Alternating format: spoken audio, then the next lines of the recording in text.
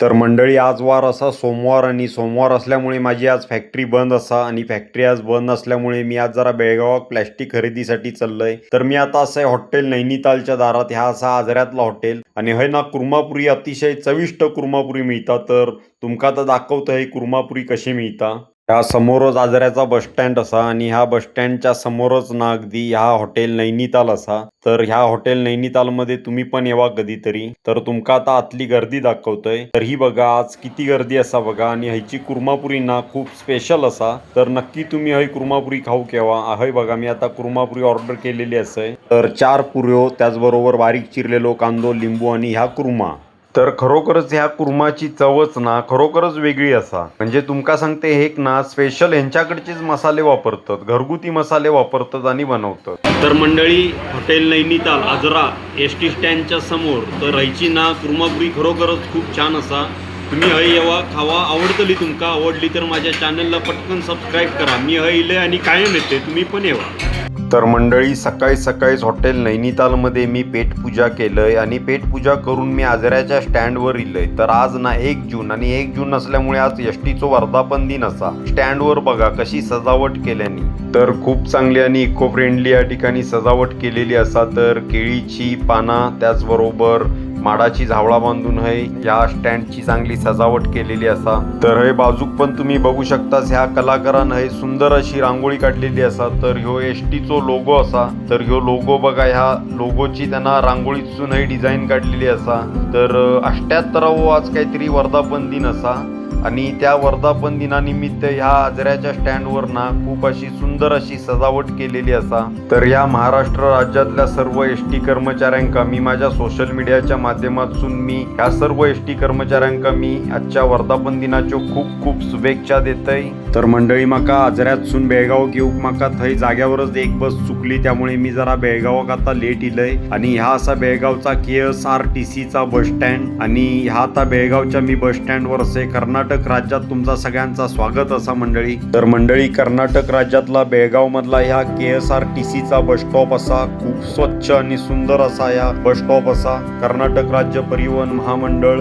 तर ह्या महामंडळावर हे महाराष्ट्राची पण आपली लाल परी असा बघा. तर आता मी स्टँडच्या आतमध्ये मी हय जे फूड मॉल असत ना त्या फूड मॉलकडे इलय आणि ह्याची आजूबाजूची तुम्ही स्टँडवरची स्वच्छता बघा, ती सगळ्यात महत्वाची असा. आणि ह्याचे वॉशरूम पण खूप चांगले असतात. म्हणजे तुमका ते अजिबात म्हणजे त्या वॉशरूम मध्ये गेल्यावर घाण वास आणि अजिबात येऊचो नाही. खूप स्वच्छ आणि चांगले वॉशरूम असत आहे. आता मी बस स्टँडच्या बाहेर इलय. तर बाहेरसून पण तुम्ही हा बस स्टॉप बघू शकतास. तर आता ह्या बस स्टँडच्या समोरच ना तर ह्यो रोड जाता मेन आणि या रोडच्या चौकातसून आतमध्ये ना खडे बाजारात रोड जाता आणि त्या खडे बाजारात माका आता जाऊचा असा. तर आता स्टँडच्या समोरच मेन चौकातसून मी आता आतमध्ये एंट्री केलंय आणि ह्यो रोड आता खडे बाजारात जाता. खडे बाजार म्हणजे बेळगावचा खूप मोठा मार्केट असा. म्हणजे हय तुमका मसाल्याची बाजारपेठ असा, कडधान्य, तेल, त्याचबरोबर इतर सुद्धा म्हणजे कपडे, त्याचबरोबर म्हणजे सगळाच मार्केट असा. आतमध्ये तुम्ही एकदा एंट्री केलात ना तर तुमका असे वेगवेगळे गल्ले असत. तर प्रत्येक गल्लीत वेगवेगळा मार्केट असा. फळांचा मार्केट वेगळ्या ठिकाणी असा, भाजी मार्केट वेगळ्या ठिकाणी असा. कोणता आंबा आहे? देवगडचा आहे का?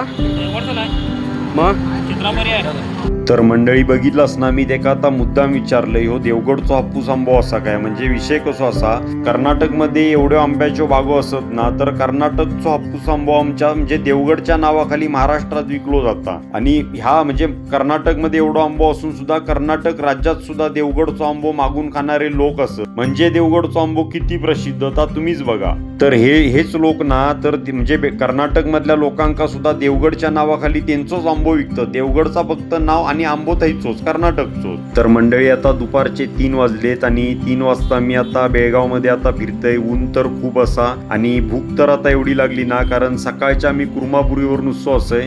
आजऱ्यात जी कुर्मापुरी खाल्ली ना त्याच्यावर असे अजून काय खाऊक नाही. आणि ह्या आता असा हॉटेल उडपी आणि ह्याची क्वालिटी काय असा ती आता तुमका आज जाऊनच सांगतोय. तर आता या हॉटेलमध्ये मी आता जेवूक चाललंय. तर सगळ्यात पहिले मी हय काउंटरवर कुपन घेतले, ऑर्डर दिलंय आणि आतमध्ये मी आता जाऊन बसलोय. तर आता बघूया आता हय मेनू कार्ड मी आता ओपन केलंय. तर मेनू कार्डाच्या पहिल्या पानावर या ठिकाणी सगळे नाश्त्याचे प्रकार असत. मी दुसरा पान ओपन केलंय. तर या ठिकाणी हय शाकाहारी थाळी पण असा.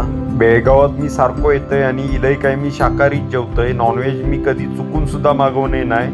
हई मी आज शाकाहारी थाळी मागवले, तर ही शाकाहारी थाळी तुम्ही बघू शकता. हे स्वीट गुलाबजाम असा, भेंडीची भाजी असा, ही मुगाची उसळ असा, डाळीची आमटी असा, पापड असा, व्हेज पुलाव असा, त्याचबरोबर 2 प्रकारचे आमटे असत, सॉरी 1 उसळ असा आणि 1 आमटी असा, लोणचा, चपाती. चला तर मग आता मी ह्याचा जेवणच तुमका सांगते क्वालिटी काय असा. तर मंडळी आता हॉटेल उडपीत माझा जेवण झालेला असा आणि मी आता असे हॉटेल उडपीच्या बाहेर, ह्या असा बेळगावातला हॉटेल उडपी. तर स्टँड पासून आतमध्ये खडे बाजारात येतानाच ह्या हॉटेल लागतात. तर तुमका या हॉटेल मी कशासाठी सांगतोय, तर हे जेव घेताना फक्त जरा विचार करून येवा. तर मंडळी, अन्न म्हणजे परब्रह्म आणि त्या परब्रह्माक मी नाव ठेवू शकणार नाही. तर माका माझ्या पुढ्यात जा परब्रह्म इला ना, आता मी समाधानान जेवलंय. तर ज्या वेळेक ना मी बेळगाव घेते ना, त्यावेळेक मी शाकाहारीच जेवतोय आणि शाकाहारी जेवण ह्याचा एवढा प्रसिद्ध असा ना, म्हणजे क्वालिटी खूप चांगली असा.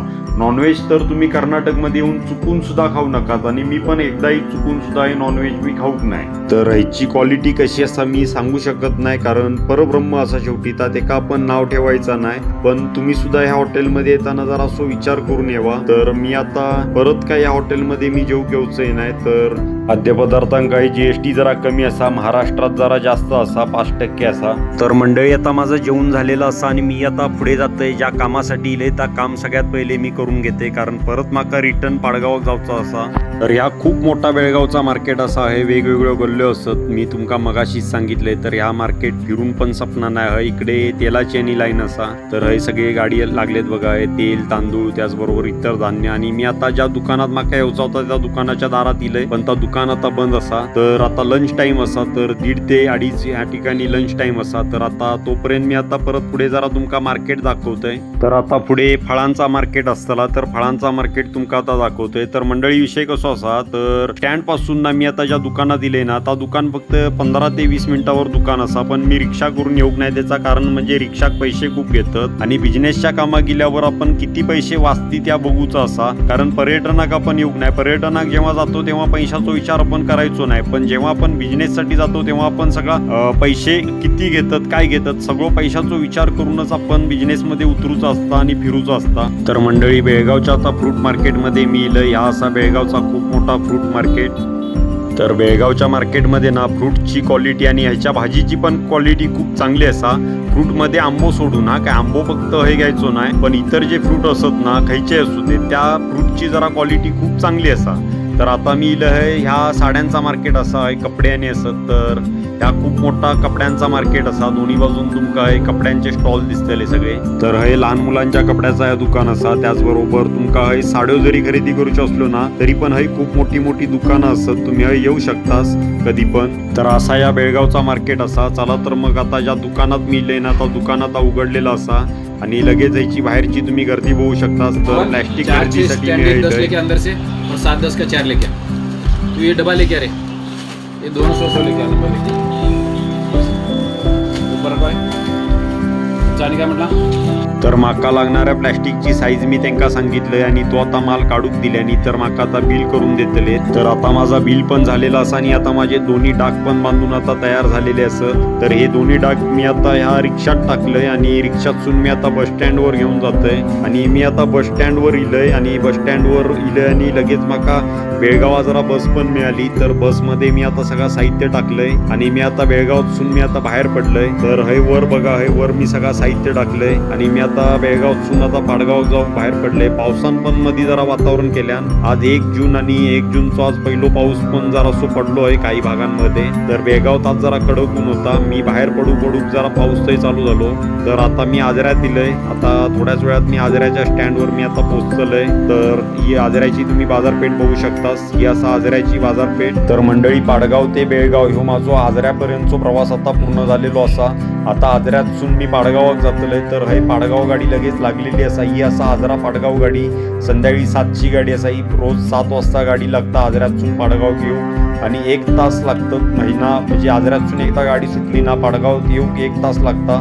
तर अजूनही तुम्ही कोणी माझ्या चॅनलला सबस्क्राईब करू नसता तर सबस्क्राईब करा. खाली दिलेल्या बेल आयकॉन नावाच्या बटनावर बटन दाबून माझे नवीन नवीन व्हिडिओ येण्यासाठी तुमका आता बटन दाबून तुमका त्याची मदत होईल. आणि पुन्हा एकदा सांगते, माझ्या चॅनलला तुम्ही सबस्क्राईब करा. धन्यवाद.